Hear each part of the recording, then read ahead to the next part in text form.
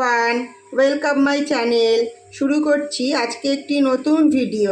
আজকে আমি বানাচ্ছি অসাধারণ টেস্টের দই কাতলা, যা দেখতে এত সুন্দর, খেতেও আরও অনেক বেশি সুন্দর। সকলে আমার ভিডিওটি দেখো, আশা করি ভালো লাগবে। দই কাতলা বানানোর জন্য এখানে আমি 4 পিস কাতলা মাছ নিয়েছি। মাছগুলোকে ভালো করে ধুয়ে নিয়েছি। ধুয়ে এবার হালকা করে নুন হলুদ মাখিয়ে নেব। আর সাথে দেব সামান্য একটু সাদা তেল দিয়েও ম্যারিনেট করে নেব মাছগুলোকে মেখে। এইভাবে নুন হলুদ আর সাদা তেল দিয়ে মেখে আমি 10 মিনিট ম্যারিনেট করে রেখে দেব।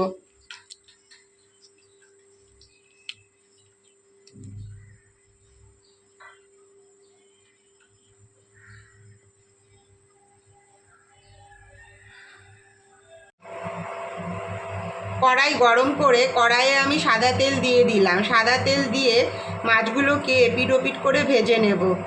মাছগুলো ভেজে নিচ্ছি।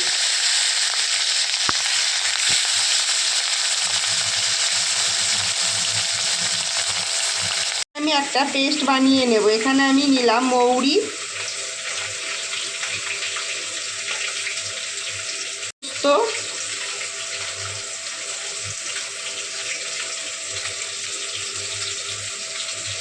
কাজু বাদাম আর নিচ্ছি টমেটো আর 3টে কাঁচা লঙ্কা দিয়ে একসঙ্গে আমি পেস্টটাকে বানিয়ে নেব। এটা বানানোর জন্য এর মধ্যে একটুখানি জল দিয়ে দিলাম। এখানে আমার মাছ ভাজাগুলো রেডি হয়ে গেছে। হালকা হালকা করে মাছগুলোকে আমি ভেজে নিয়েছি, অনেক কড়া করে ভাজিনি। তেলের মধ্যেই আমি যেই পেস্টটা বানিয়েছিলাম সেই পেস্টটাকে দিয়ে দিচ্ছি। কষানোটার মধ্যেই আমি স্বাদ মতো নুন আর স্বাদ মতো হলুদ দিয়ে দেব। দিয়ে ভালো করে কষিয়ে নেব। আর দিয়ে দেব সামান্য একটু জিরে গুঁড়ো। দিয়ে ভালো করে নাড়াচাড়া করে মিশিয়ে নেব। এইভাবে কিছুক্ষণ হতে দেব। মশলাটার মধ্যেই আমি 2-3 দানা মতো চিনি দিয়ে দেব। দিয়ে ভালো করে নেড়ে দেব।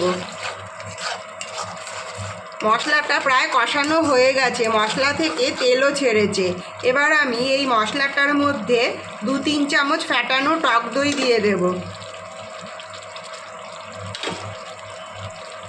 3 চামচ ফ্যাটানো টক দই দিয়ে দিলাম। দিয়ে ভালো করে আবার কষাবো।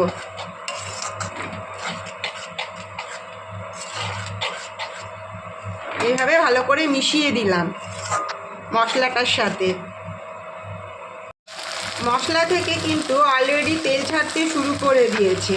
এবার আরেকটু ভালো করে নাড়াচাড়া করে জল দিয়ে দেব, উষ্ণ গরম জল।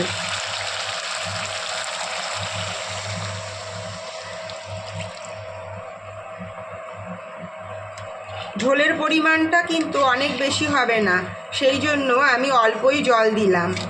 জল দিয়ে জলটাকে ফুটতে দেব। এভাবে ফুটতে থাকবে। এবার আমি একটা ঢাকা চাপা দিয়ে দেব।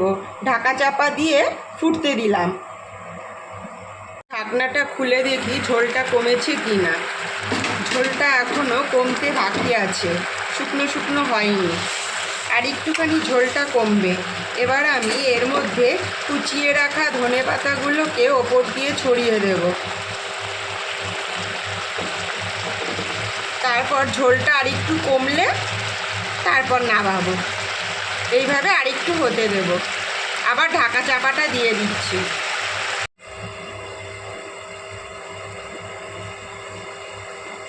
ঢাকা চাপাটা খুলে দেখি কেমন হয়েছে।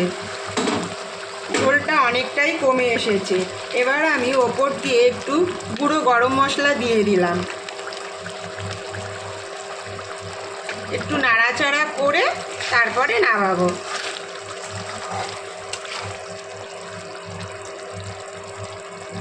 রেডি হয়ে গেছে কিন্তু আমার দই কাতলা। ঝোলটাও কিন্তু প্রায় মাখা মাখা হয়েছে। এবার আমি কড়াই থেকে নামিয়ে নেব।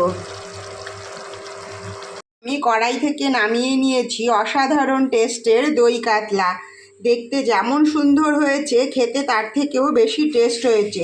সকলে একবার ট্রাই করো। যদি আমার ভিডিওটি সকলের ভালো লেগে থাকে তাহলে অবশ্যই লাইক, কমেন্ট, শেয়ার আর সাবস্ক্রাইব করো। দেখা হবে আবার নেক্সট ভিডিওয়ে। Take care, bye bye, thank you.